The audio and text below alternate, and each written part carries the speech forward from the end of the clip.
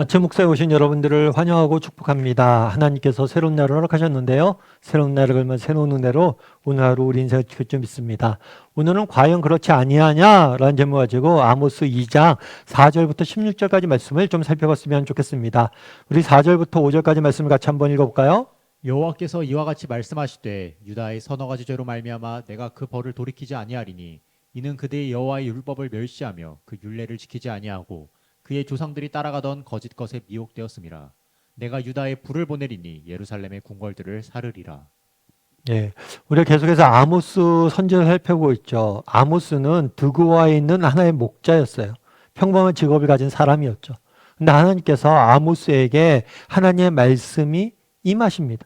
그래서 아모스로 하여금 뭘 하냐면 하나님이 소명을 주시고 그를 통해서 일하시는 모습들을 보게 돼요. 우리도 늘 기억해야 될 게 있어요.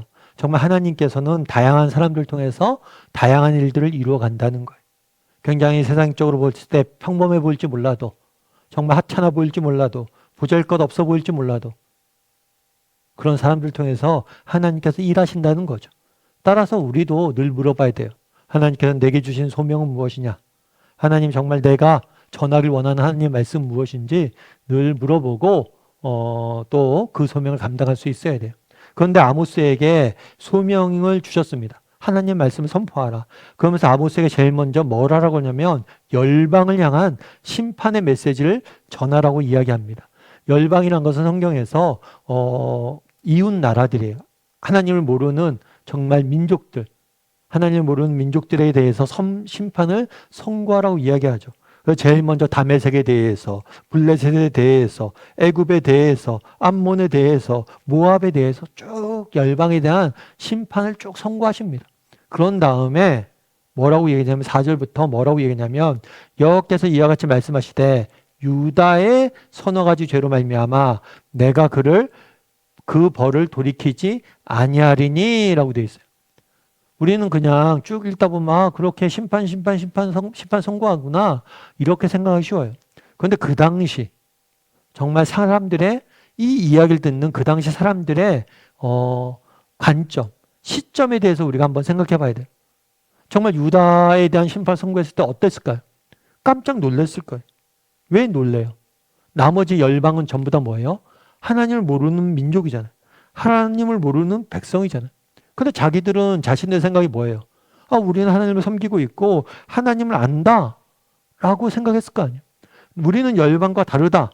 우리는 하나님의 백성이다 라고 생각하는데 우리를 향한 심판을 선고하는 거예요. 그래서 우리도 돌아봐야 돼요. 정말 성경을 읽을 때 뭐 하나님께 쭉 나오잖아요. 하나님 말씀이 나오잖아요. 그래서 또 우리가 늘 점검해야 될 게 뭐냐면 이걸 다른 사람의 이야기로 들으면 안 돼요. 이거는 하나님을 모르는 백성들에 대한 이야기지. 이거는 정말 이스라엘 백성. 그렇게 하나님 앞에서 정말 하나님 앞에서 하나님의 백성임에도 불구하고 하나님을 떠났던 이스라엘 백성에 대한 이야기지. 이렇게 모르면 안 돼요. 성경에 말하는 모든 이야기는 곧 뭐예요? 우리의 이야기. 그 당시 유다의 사람들은 열방을 향해서 아모스가 심판 선고할 때 그래 잘 됐다. 저 하나님을 모르는 저 백성들 잘 됐다. 쌤통이다. 이렇게 생각했을지 몰라요. 하지만 그렇지 않다는 거예요. 그들도 문제지만 너희도 문제라는 거예요.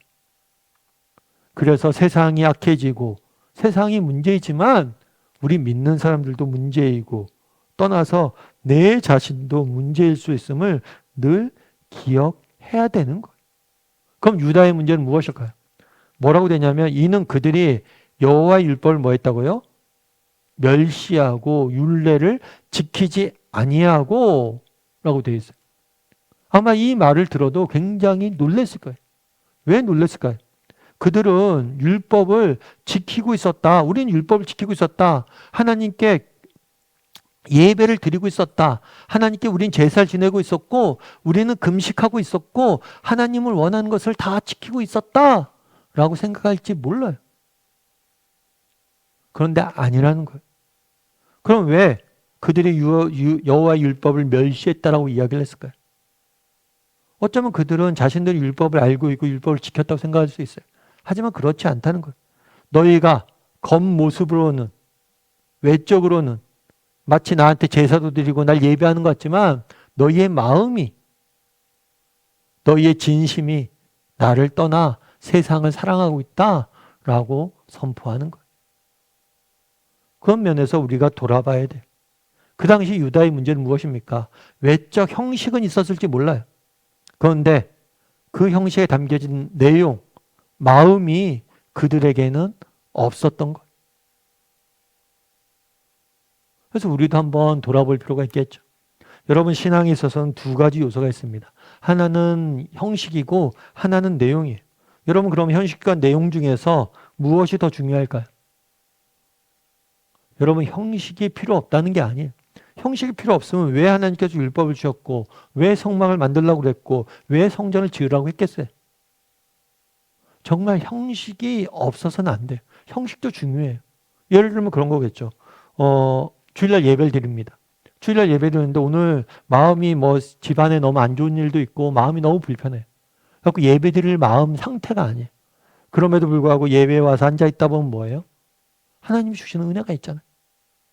그러다 보면 정말 마음이 준비가 안 돼 있었는데 예배를 드리다 보면 하나님이 주시는 은혜를 맛보고 마음의 기쁨을 회복하는 경우들이 있어요. 그래서 여러분들 외적 형식이 중요한 거예요. 아침 묵상도 마찬가지죠. 늘 아침 묵상하기 전에 우리가 기쁘게 오늘도 하나님 말씀 보고 기도하면서 시작해야지, 이런 마음으로 아침 묵상 시작되는 게 아니잖아요. 때로는 졸리고 피곤한데, 때로는 집중도 안 되는데, 이렇게 하다 보면, 이렇게 꾸준히 하다 보면 그것이 실력이 되어서 정말 하나님께서 언젠가 은혜를 부어주실 때가 있는 거예요. 그래서 여러분들 외적 형식을 무시하면 안 됩니다. 때로는 우리의 마음이 쫓아오지 않아도 형식적으로라도 무엇인가 할 줄 아는 게 필요한 거예요. 그래서 예수님께서 비유도 들었잖아요. 아버지가 일을 시킵니다. 밭에 가려고 일을 시킵니다. 그런데 앞에서는 아버지 싫어요 했지만 가서 한 자녀와, 또 앞에서는 예 알겠습니다 했지만 뒤에서 안 한 자녀, 비유하잖아요. 여러분, 때로는 우리 마음이 없어도 뭐예요? 행동을 할 필요가 있어요. 외적 형식도 중요해요. 그런데 우리가 조심할 게 있어요. 우리가 형식적인 신앙인은 되어 있지 않냐는 거예요. 우리의 마음을 점검해 봐야 돼요. 우리가 예배 드립니다. 주일날 예배 드렸으니까 나 됐어. 그런데 정말 우리가 하나님 앞에 예배 드리고 정말 예배 드렸을 뿐만 아니라 정말 내 마음이 온전히 하나님을 사랑하고 섬기고 하나님을 따르고 있는지, 그 내용도 우리가 한번 점검해 봐야 돼요. 그날에 유다가 그랬던 거예요. 그들이 우리의 여호와의 율법을 멸시했다. 아니요, 우리는 율법을 멸시하지 않았어요. 우리 율법 지키고 제사 지내잖아, 하나님. 아니란 거예요. 하나님께 제사를 지냈지만 또 뭐예요? 우상에게도 제사를 지냈고, 정말 하나님에게 제사를 지냈지만 자신들이 원하는 때 원하는 치는 방식으로 편하게 자기 마음대로 제사 지냈던 거예요. 그래서 멸시했다라고 표현하는 거예요. 내 뜻을 무시했다고 표현하는 거예요. 그래서 우리도 늘 점검해 봐야 돼요. 나는 외적 형식 그리고 마음, 이 두 가지 요소에 있어서 내 삶이, 내 신앙이 바로잡혀 있는지 한번 점검해 봐요. 이 두 가지 다 모두 다 중요합니다. 그래서 외적 형식이나 그 내용이나 정말 겉의 행동이나 내 마음이나 이 두 가지 면에서 하나님을 기쁘시게 하는 참된 신앙인지 돌아보고 우리 신앙을 점검할 줄 아는 저나 여러분이 되기를 주님의 이름으로 소원합니다. 우리 함께 기도했으면 좋겠는데요. 기도하실 때 오늘 말씀 기억하면서 기도했으면 좋겠습니다. 그날의 유다에 대해서 이야기합니다. 어쩌면 나는 하나님의 백성인데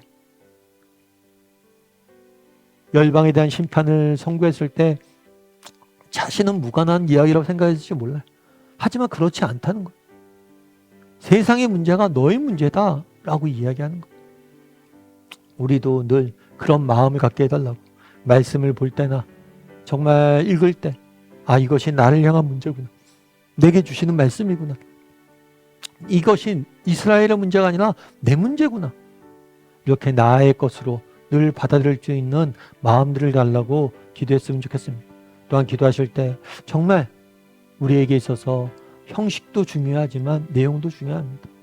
정말 나는 형식과 내용에 있어서 정말 행동과 마음에 있어서 두 가지 요소 속에서 정말 하나님 앞에 온전히 칭찬받을 만한 그런 사람인가? 형식도 있고 내용도 있고 행동도 있고 마음도 있는 그런 신앙을 가지고자 노력하는 사람인지 정직히 돌아보고 정말 두 가지 면에서 열심을 갖게 해달라고 이 시간 목소리로 같이 기도하도록 하겠습니다. 같이 기도하시겠습니다.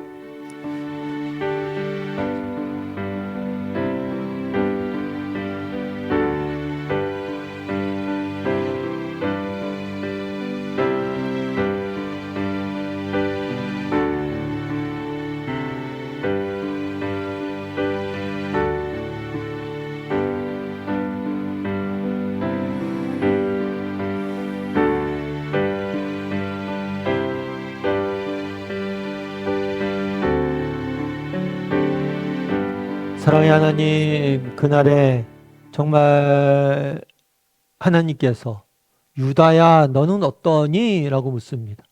절반 열방들이 이런 잘못들을 하고 이런 죄를 졌는데 너는 어떠냐? 우리도 늘 우리 자신의 모습을 돌아보게 도와주시옵소서. 말씀이란 거울에 정말 아모스 선지자가 전한 말씀이 단순히 이스라엘의 문제가 아니라 내 문제임을 기억하고 정말 그 문제를 그 말씀은 나의 것으로 받아들일 줄 아는 사람들이 될 수 있도록 주여 은혜를 더하여 주시옵소서. 아버지 또한 우리가 정말 신앙의 형식과 내용에 있어서 정말 겉모습과 우리의 마음에 있어서 정말 두 가지 다 하나님 마음에 합한 하나님 마음을 기쁘게 해드리는 사람인지 돌아보게 도와주시옵소서.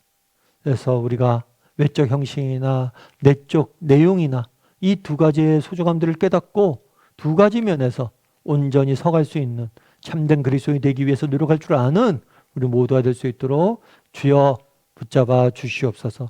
하나님께서 온전히 정말 우리의 인생을 지켜주시고 한 마음으로 하나님만을 바라보며 살아갈 소망하며 모든 말씀 예수님의 이름으로 기도드립니다. 아멘.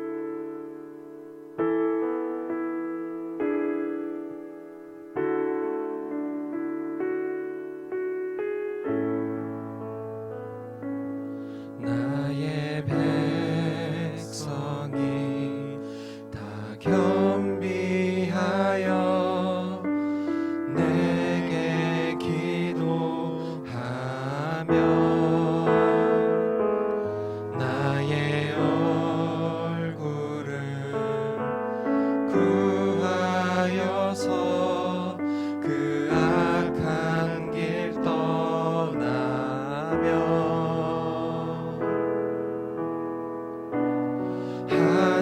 하늘에서 듣고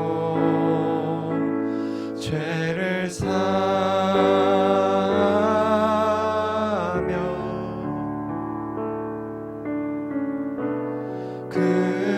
그들의 땅을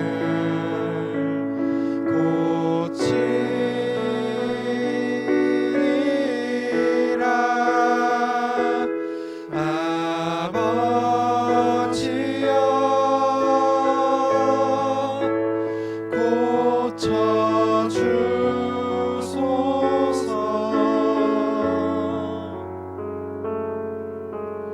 이 나라 주의 것 되게 하소서. 주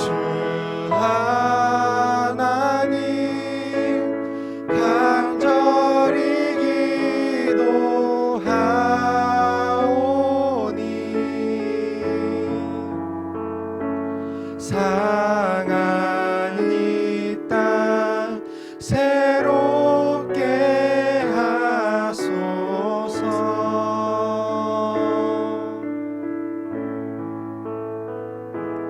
무릎 꿇고 다 겸비하여 주께 기도하리. 주의 얼굴을 구하여서 그 악한 길 떠나리.